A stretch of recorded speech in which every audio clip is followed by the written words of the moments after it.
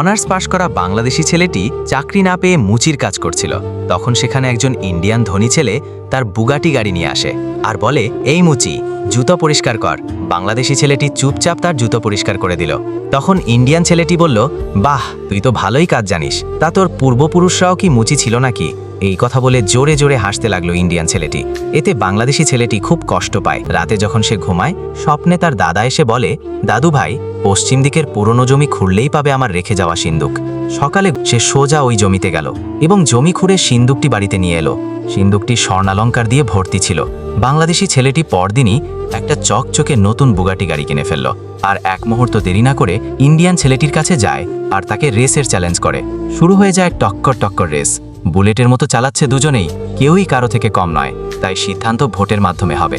যারা চাও ইন্ডিয়ান ছেলেটি জিতবে তারা কমেন্ট করো, আর যারা বাংলাদেশি ছেলেটিকে জেতাতে চাও তারা লাইক সাবস্ক্রাইব করো।